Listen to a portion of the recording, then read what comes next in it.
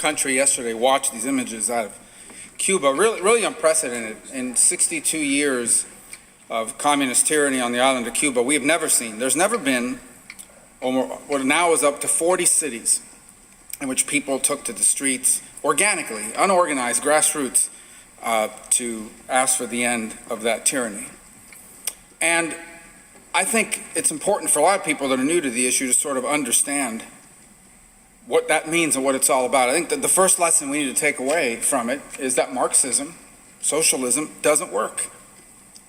The way socialism, the way Marxism has always worked, the way it's always empowered itself, is it goes to a people and immediately divides them. It says, there is this oppressor class, and then there is this victim class, and these evil oppressors and, capitalists, in the case of socialism or traditional Marxism, they oppress the victims. And what you have to do is you have to give us the power in government to take care of these oppressors, to go after these oppressors. And if you give us that power, we will deliver you security. We will protect you from the oppressors. They ask for security in exchange for freedom. That is always the price that socialism asks for, security. And what you wind up with is a country of people that hate each other, that are angry at each other. A significant portion of the people in the country have to leave, have to flee, go to jail, because they're the oppressor class. Their lives are destroyed. Their family lives are destroyed. But the socialism can't deliver the security. And when it can't deliver the security, you don't get your freedom back. And in fact, when you start to complain about that, that is when the repression comes. Well, that's what's happened in Cuba. Socialism and Marxism has done in Cuba what it has done everywhere in the world that it's been tried. It has failed. It has failed. They gave up their freedom, or they were told, give up your freedom in exchange for a world-class healthcare system. It's not a world-class healthcare system. In fact, it's a healthcare system that does not even have the ability to deal with COVID at its very basic level. That says, give up your freedom for economic security. What economic security? People are hungry, homes are crumbling. There is no economy. There is no real economy in Cuba. Give up your freedom and you'll have an education, free education for everybody. That education, number one, you're a doctor.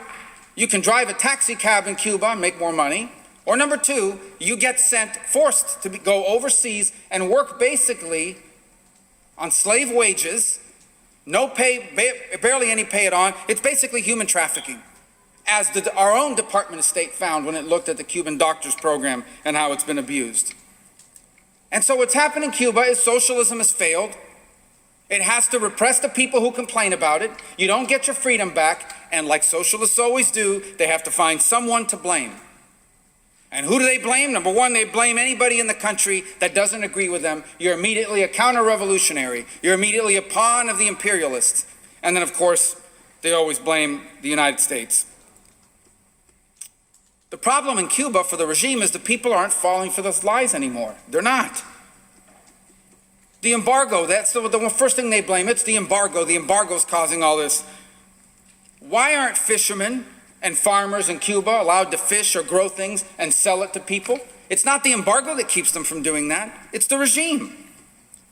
Why can't Cubans own a small business? Why can't a Cuban do in Cuba what they can do in Miami, what they can do in Washington, what they do in countries all over the world? They can't do it in Cuba. They can't open a small business. That's not the embargo that keeps them from doing it. In fact, U.S. law allows us to trade and to do commerce with small businesses that are independently owned by Cubans. You know why Cubans can't own small businesses? It's not the embargo, it's not the U.S., it's the regime that doesn't allow it. People see these lies. How can they afford to build luxury, 4-star, world-class hotels for tourists, but they cannot afford to deal with the crumbling homes that Cubans are living in, with roofs literally falling in over their head, with water leaking into operating rooms at hospitals? Look what they do with the money. Oh, it's because you don't allow more money to be sent. When an American or Cuban American sends money to their family members in Cuba in the past through Western Union, the regime takes 10% off the top, and then they take those dollars you sent, they force the Cubans to convert it into a worthless Cuban currency. They keep the dollars, and then guess what? If you want to buy anything, you got to buy it from a government store, and guess what the government store sells things for? Dollars. That's not the embargo, that's the Cuban regime that does that. And who is it that's putting people in jail? Gets your head cracked open, gets your door kicked down in the middle of the night. There are 80 people missing today, at least 80 people. Disappeared overnight, their family doesn't know where they are. That's not the embargo that's jailing people. That's the regime. And that's what I tell people. You can open up all you want. We can pass a bill here that says, open to Cuba, 100% open. You can do whatever you want, full free trade, you can do whatever you want. At the end of the day, the Cuban regime will control that opening. It's not just what we want to do, it's what they want to do. You want to do tourism? We tried that in 2015 when the Obama changes. And you know what they did? They said, thank you. We love the fact you're coming here as tourism. Guess what? All the tourist sites are owned by a holding company named Gaesa, controlled by the Cuban military. So everything comes through our hands. You want to send them food? That's great. Guess who gets it? Alimport, which is a government, military-owned agriculture company. You can't sell it to a small grocery store in Cuba or even a food wholesaler. It goes to the Cuban government. You want to send money? They take it. You know why? Because socialism is about control. And all of these things, tourism, food, money, medicine, it's all about control. You want humanitarian aid? Let's get Red Cross. Any of these vetted NGOs in the world should be allowed to go into Cuba. They won't allow it. A, because it's embarrassing to them. They have a world-class healthcare system. Why do they need humanitarian aid? But B, because they want to control it. Send them vaccines.